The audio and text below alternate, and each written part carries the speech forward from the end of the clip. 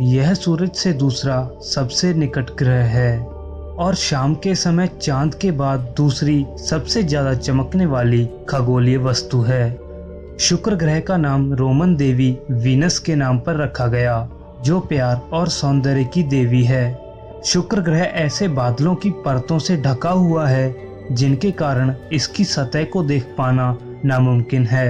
इसी कारण इतिहास में इस ग्रह को रहस्यमय विषय माना जाता रहा, पर 20वीं शताब्दी में खगोल विज्ञान के विकास के बाद इसके अनेकों रहस्यों को सुलझाया गया।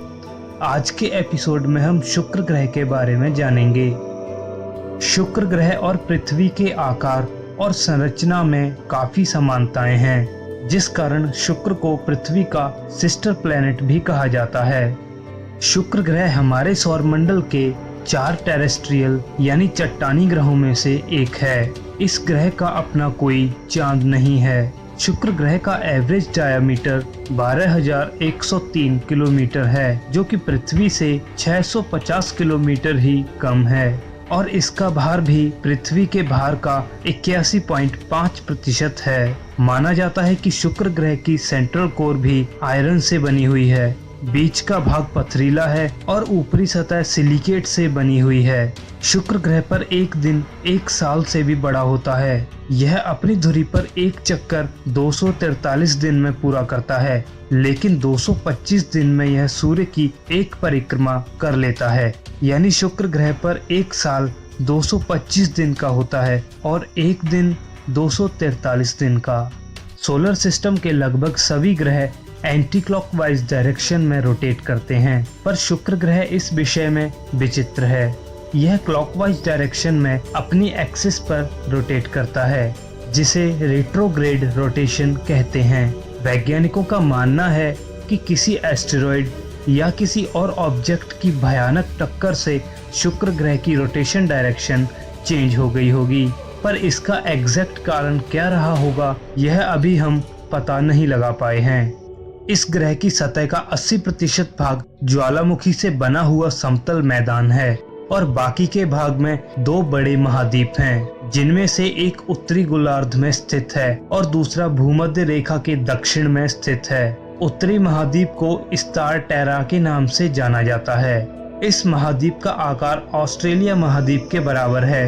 इस ग्रह का सबसे ऊंचा पर्वत मैक्सवेल मॉन्टेस भी इसी महाद्वीप में स्थित है। मैक्सवेल मॉन्टेस की ऊंचाई शुक्र ग्रह की सतह से 11 किलोमीटर है, जबकि पृथ्वी का सबसे ऊंचा पर्वत माउंट एवरेस्ट 8,850 मीटर ऊंचा है। इस ग्रह के दक्षिणी महाद्वीप को एफ्रोडाइट टेरा के नाम से जाना जाता है। इसका आकार दक्षिणी अमेरिका के बराबर है।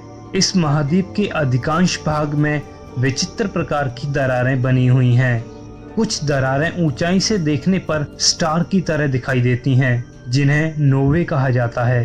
कुछ दरारें ऐसी हैं जो मकड़ी के जाले के रूप में दिखाई पड़ती हैं, जिन्हें एराक्नाइडस के नाम से जाना जाता है। कुछ दरारें सर्कुलर रिंग्स के आकार की हैं, जिन्हें केरोने कहा जाता है। इसके अलावा इस ग्रह पर अनेकों इम्पैक्ट क्रेटर, पर्वत और घाटियां हैं, जो इस ग्रह की विचित्र आकृति और संरचना को दर्शाती हैं। इस ग्रह पर लगभग 167 विशाल ज्वालामुखी हैं, जो कि 100 किलोमीटर के क्षेत्र में फैले हुए हैं। यहाँ पर चल रही ज्वालामुखी गतिविधियों के प्रमाण हमें वेनेरा 11 और वेनेरा 12 से प्राप्त हुए, जो कि शुक्र ग्रह पर उतारे जा चुके प्रोब्स में से हैं। सतह पर उतरने के बाद इन प्रोब्स ने एक बड़ी ही रहस्यमय घटना को रिकॉर्ड किया कि शुक्र ग्रह की सतह पर लगातार बिजली गिर रही थी और इससे गड़गड़ाहट भी हो रही थी। पृथ्वी पर इस प्रकार की घटनाएं आमतौर पर देखी जाती हैं, पर विचित्र बात तो ये है कि शुक्र ग्रह पर वर्षा ही नहीं होती। इस घटना ने भूवैज्ञानिकों को हैरत में डाल दिया था। इस विषय पर यह संभावना जताई गई कि ज्वालामुखी फटने से निकली हुई राख से ये घटनाएं जन्म लेती हैं।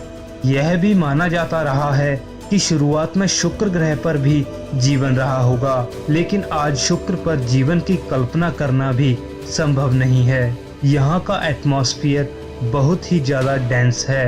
एटमॉस्फेयर में कार्बन डाइऑक्साइड की मात्रा ज्यादा होने के कारण यहाँ बहुत ही तेज ग्रीन हाउस इफेक्ट पैदा होता है। जो इसकी सतह के तापमान को नॉर्मल से 400 डिग्री सेल्सियस तक बढ़ा देता है, जो कि मरकरी की सतह के तापमान से भी अधिक है।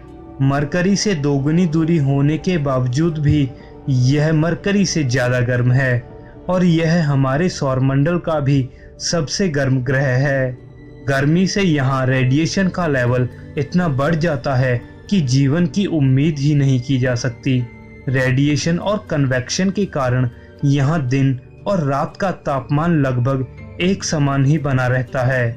इसके एटमॉस्फेयर में कार्बन डाइऑक्साइड के ऊपर सल्फर डाइऑक्साइड और सल्फ्यूरिक एसिड के घने बादल हैं, जो सूर्य से आने वाली लगभग 60% रोशनी को रिफ्लेक्ट कर देते हैं। घने एसिड के बादल एसिड रेन का खतरा बढ़ा देते हैं। इस ग्रह का साइज और वजन लगभग पृथ्वी के बराबर होते हुए भी कोई भी एस्टेरॉइड शुक्र ग्रह के एटमॉस्फेयर में एंटर होते ही क्रश हो जाएगा, क्योंकि इस ग्रह का एटमॉस्फेयर प्रेशर पृथ्वी के एटमॉस्फेरिक प्रेशर से 92 गुना ज्यादा है। यह प्रेशर धरती पर किसी गहरे समुद्र में एक्सपीरियंस किए गए प्रेशर से भी ज्यादा है। इस ग्रह की जानकारी और स्टडी के लिए सबसे पहला स्पेस प्रोब वेनेरा 1 रशिया ने सन 1961 में भेजा था, पर असफलता हाथ लगी और बीच में ही बेस से कांटेक्ट टूट गया। इसके बाद सन 1962 में यूएसए ने मैरिनर 1 भेजा, जो कि सफल रहा।